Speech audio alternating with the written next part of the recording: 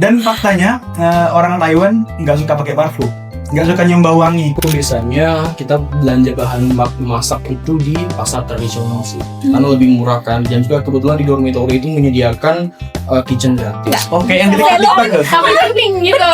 Bener-bener bening yang kayak di TikTok bener. Ada ikannya nggak? Ada. Yang pergi itu formalnya ikimasu. Hai, halo, welcome to iTalk. Yeay.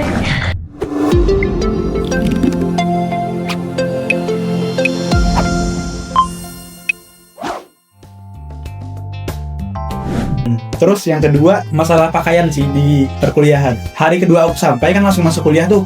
Di kelas ada banget yang cuma pakai singlet gitu loh. Singlet laki-laki yang putih. Pakai itu kuliah.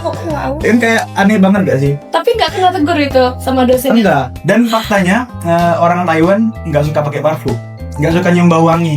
Nggak tahu sama apa nggak di Korea sama Jepang. Cuma orang Taiwan nggak suka bau wangi. Kalau Korea sangat anti bau badan sih. Oh iya. Kalau misalnya tahu ada bau badan, biasa tuh kayak langsung ditegur secara halus gitu. Dicu, kayak misalkan Dicu take a bath today, secara halusnya. Dalam bahasa Korea gitu ya, Bang? Boleh tuh.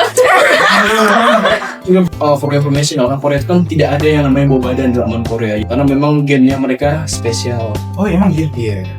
Sebenarnya kan makanan di Korea itu juga banyak yang halal ya. Orang Korea itu hanya tahu orang Islam itu tidak boleh makan babinya saja gitu. Nah tapi kan kita kan digoreng apa segala macam kan tidak boleh dicampur juga kan. Nah, mereka tetap campur. Mereka cuma mikirnya mereka tidak boleh makan babi, ya udah aman-aman aja gitu. Tapi ternyata mereka digoreng di tempat yang sama gitu kan.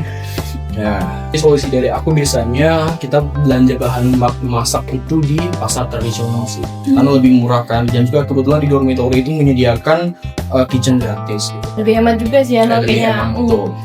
Kalau dari aku sendiri, pas pertama kali nyampe yang culture shock itu sebenarnya bagus, cuman aku culture shock karena di sana bersih banget dan itu tuh bisa dibilang dari segala aspek, dari udaranya. Jadi awal-awal yang kita sampai itu kan pagi-pagi tuh kita nyampe di kampus terminal Osaka ke Kochi, itu kita nyampe pagi, dijemput sama sensei, terus kita nyampe di kampus. Nah di kampus itu kita ceritanya mau breakfast, jadi kita beli di konbini terdekat dulu, kita jajan dulu di konbini terdekat. Nah sambil jalan itu sambil kayak kok kayak berbeda ya gitu. Bahkan jalan yang nggak rata tuh sama sekali nggak ada, jadi semuanya rapi, bersih, sampah juga nggak ada di pinggir-pinggir jalan gitu kan. Terus juga bahkan sampai ke selokan bersihnya tuh bening. Bisa ngebayang nggak? Oke, yang di TikTok tuh. Tapi bening gitu. Bener-bener bening yang kayak di TikTok bener. Ada ikannya nggak? Ada. Yang kedua itu lumayan masuk ke bahasa. Jadi memang bahasanya kan sangat jauh berbeda dari kita. Tulisan-tulisannya kan juga berbeda. Nah, cuman yang aku culture shock itu kalau kita ngobrol sama temen itu masuknya ke bahasa-bahasa yang biasa kita dengar itu yang informal. Sedangkan kalau misalnya yang kita dapatkan untuk Japanese Basic Language di sana itu kan kita belajarnya untuk yang formal. Nah jadi misalnya kita belajar hari ini yang formalnya apa, kita udah tahu, terus kita ngobrol, temen nanya, kita nggak tahu sama sekali karena ternyata beda. Iya karena beda yang formal sama informalnya beda. Misalnya pergi itu formalnya ikimasu, informalnya iku.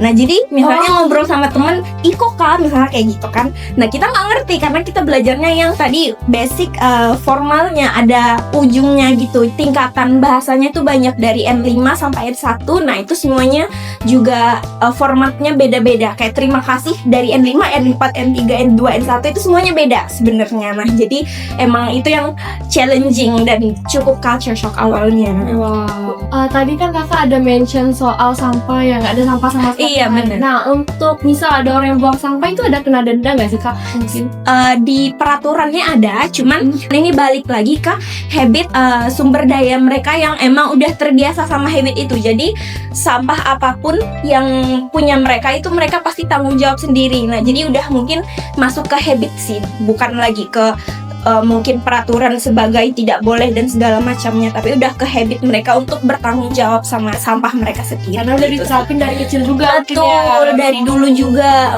Betul seperti itu. Oke, sekian dari iTalk kita hari ini. 감사합니다. 안녕히 가세요. 谢谢大家， Arigatou gozaimasu.拜拜。